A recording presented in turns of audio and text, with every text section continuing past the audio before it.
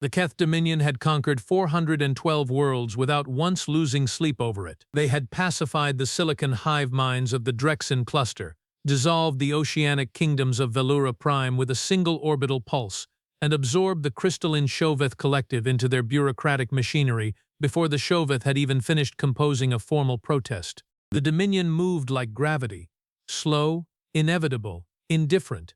It did not rush, because nothing in the galaxy had ever given it reason to hurry. But on the morning of the 413th conquest, a Dominion patrol vessel landed on frontier station Calloway, snatched a 7-year-old girl from a marketplace stall, and made the single most catastrophic miscalculation in 4 centuries of interstellar expansion.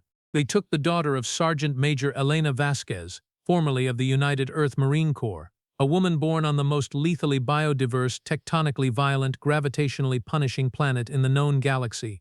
They took a Deathworlder's child, and they had absolutely no idea what they had started. Elena was 3 market stalls away when it happened. She had been inspecting a crate of synthetic protein bars, the kind that tasted like cardboard soaked in regret, when she heard Mia scream.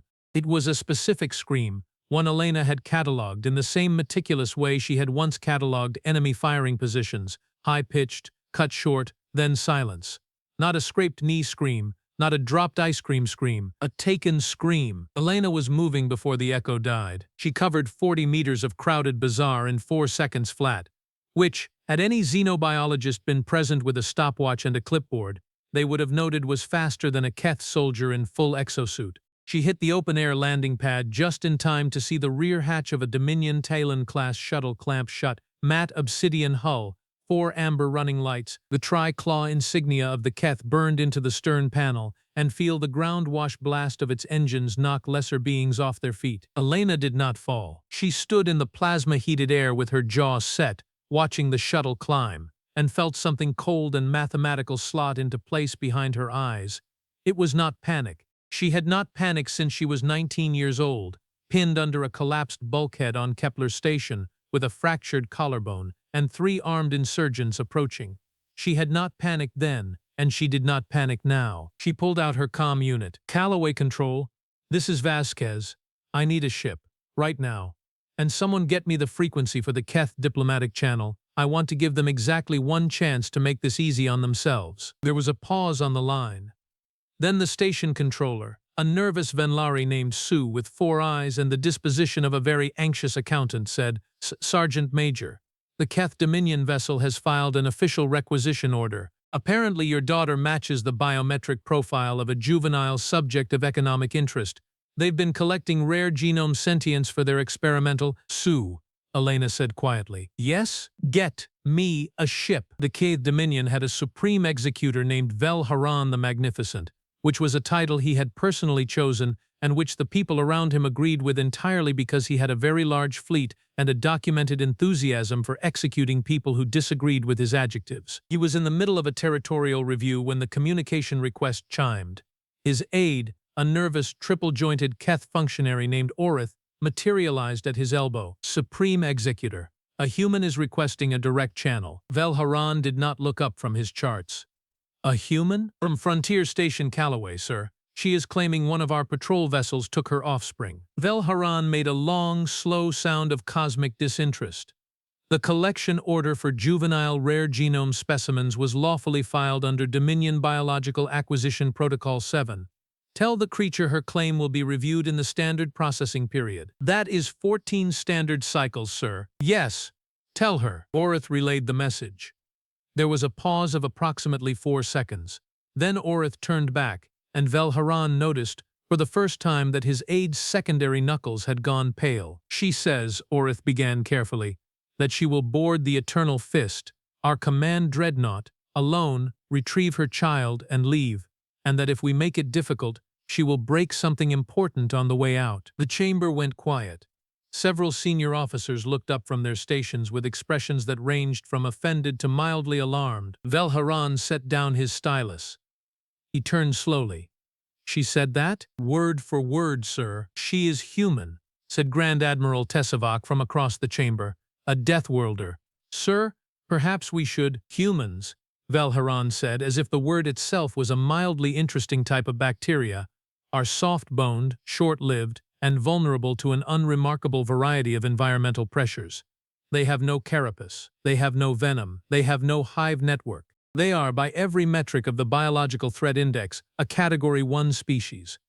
He picked his stylus back up. Inform her that if she attempts to board this vessel, she will be neutralized. He would later reflect, in the brief, excruciating period he had for reflection, that he should have listened to his Grand Admiral. The Eternal Fist was 3 kilometers of layered Keth battle steel, bristling with enough armament to crack a moon. Elena boarded it through a maintenance exhaust port that she had identified from the shuttle's hull schematics she had pulled from Keth military archives in the 40 minutes it took her stolen interceptor to close the distance. She wore no powered armor.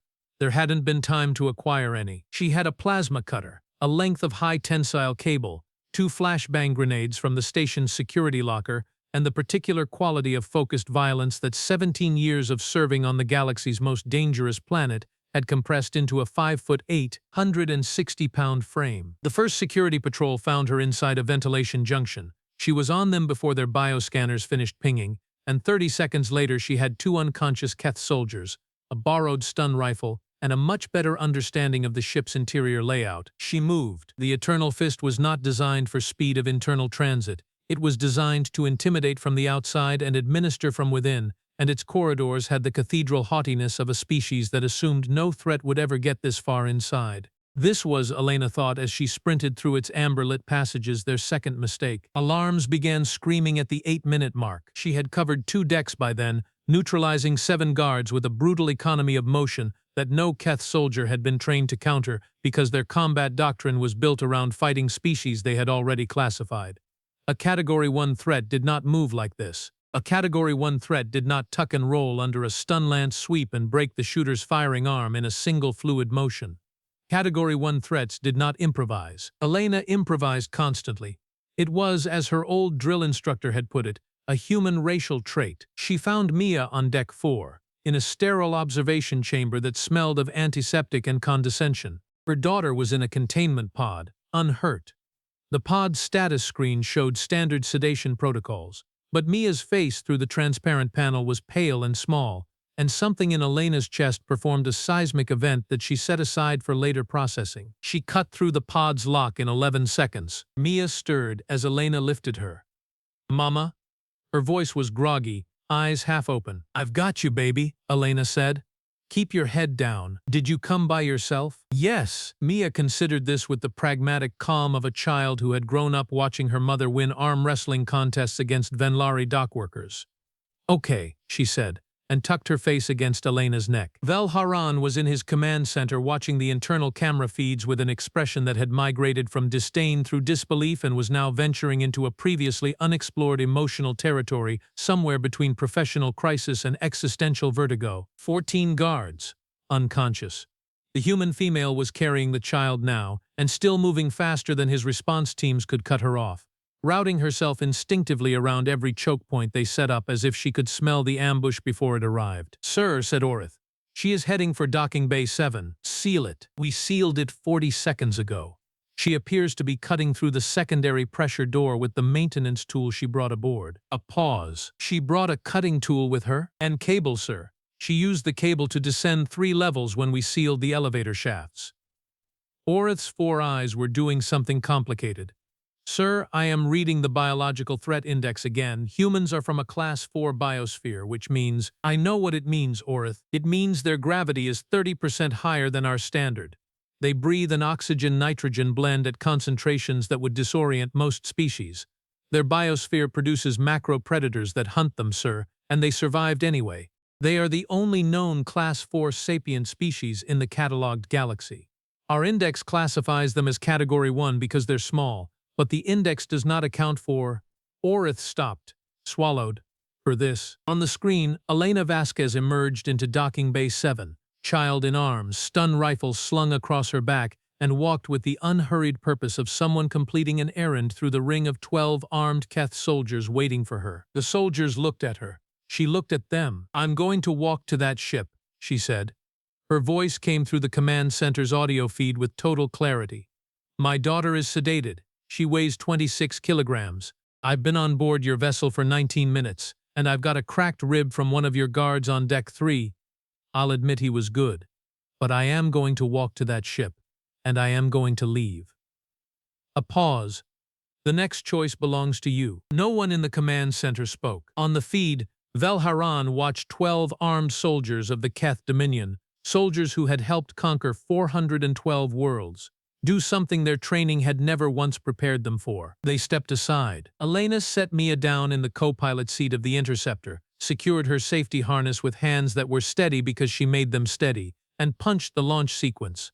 The Eternal Fist did not fire on her. She was not surprised. She understood soldiers. Real soldiers. The kind who stand in a corridor and watch a single mother calculate the geometry of 12 threat vectors with their daughter balanced on one hip, develop a professional respect for what they're looking at, even across the barrier of species. The 12 guards in that docking bay had recognized something. She had seen it in the way they moved. That careful, considered step to the side. She piloted back to Calloway in silence, monitoring Mia's breathing, adjusting the cabin's oxygen mixture to help clear the sedative faster. When the station's docking clamps locked around the interceptor's hull with a familiar clunk, Mia finally opened her eyes properly. Are we home? Almost, baby. Elena unclipped her own harness and reached across to undo Mia's. Few more minutes. Mia looked at her with the large, serious eyes that she had inherited from her father and used with devastating effect on everyone who'd ever met her. Were you scared? Elena paused. She thought about the honest answer, and then she thought about the true answer, and then she realized they were the same answer. Yes, she said. When I heard you scream, I was terrified. But you came anyway. You're my daughter. Elena brushed a strand of dark hair from Mia's forehead. There's nothing in this galaxy that would have stopped me. Mia nodded, satisfied, and held out her arms. Elena gathered her in, feeling the small, sturdy weight of her against her chest, and breathed her in, the antiseptic smell of the pod, underneath it the warm, familiar scent that was just Mia, and allowed herself quietly, in the privacy of a docked interceptor with no one watching, to shake. 3 days later, a formal communication arrived at Frontier Station Calloway from the office of Supreme Executor Vel-Haraan the Magnificent. It was addressed to Sergeant Major Elena Vasquez, formerly of the United Earth Marine Corps, currently of no particular fixed posting. It contained an apology, not a diplomatic non-apology, not a "we regret any inconvenience" corporate obfuscation, an actual, explicit acknowledgement of error, of wrongful acquisition, of a misclassification in the Biological Threat Index, and a commitment to revise said index with immediate effect. There was also a recommendation, internal, technically, but forwarded in what Elena suspected was a deliberate act of administrative conscience by someone in Vel-Haraan's office, that the Dominion reconsider any further territorial activities in systems where human populations had established residence. Station Controller Sue brought her the message on a tablet, holding it out with all 4 of his hands and the expression of someone who has just witnessed something rewrite his understanding of the universe. They're updating the index, he said. Humans. They're being reclassified. What category? Elena asked, not looking up from the mug of coffee she was making. They're not using a number, Sue said. He looked at the tablet. The classification just says, exercise maximum caution, especially if provoked. Elena considered this. She took a sip of her coffee. Through the viewport beside her, Calloway's busy dock traffic moved in its eternal chaotic dance against the star-salted dark, freighters and couriers and small lives going about their business under a vast and largely indifferent cosmos. That'll do, she said. Outside, in the marketplace where it had all begun, Mia was helping Sue's eldest daughter arrange fruit on a market stall, very serious about the geometry of it, and completely unaware that she had just, without trying, slightly changed the political calculus of 400 star systems. She stacked an orange beside a purple and stood back to assess her work. Better, she decided, and it was.